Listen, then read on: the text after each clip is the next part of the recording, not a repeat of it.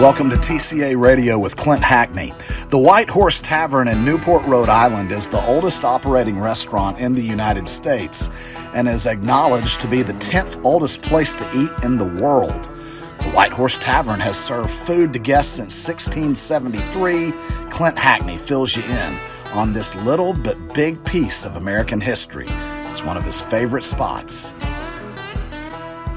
Ryan, I know I tend to always talk about Texas stuff, but there's plenty of things all across the USA. For instance, my wife, Susan, is born and raised in Connecticut, and there's not anything wrong with her.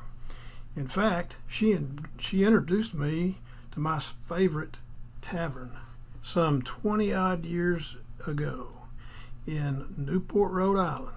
I've recently Googled because there's one with the same tavern with the same name in Austin, Texas, and I found a small town in Texas that has one same name. And there's what I'm really getting at is there's six of these taverns scattered throughout New England, and there's a reason for that. Susan took me there for the great bar and some good food, but that's not why it's my favorite tavern. When I finished my first drink there, my bartender took me to the upstairs bar and gave me a tour and a handout of the history of the place. The first thing I noticed was the cutout at the bar. It's a tall cutout. About half the bar was open up at the top, and I asked about the cutout.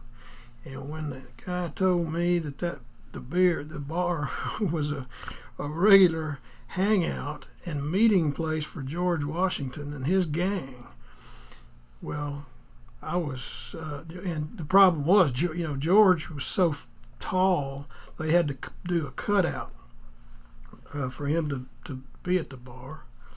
And, that got me pretty interested in this place. So next thing, the bartender takes me outside and shows me their sort of rustic red paint, and I knew it was going to be George Washington's famous horse, and that's what it was. And that's been out there for as long as the place has lasted. Susan and I try to go there every summer, and I tend to learn some new history, just drinking and talking. Like, how did George Washington get the French to send Pierre Robichaud to stop the British? There have been only 8 owners of the tavern in 350 years of its existence. It's currently owned by Paul Hogan of Newport. It was sold to him by O.L. Pitts out of Fort Worth, Texas on Mr. Pitts' 90th birthday.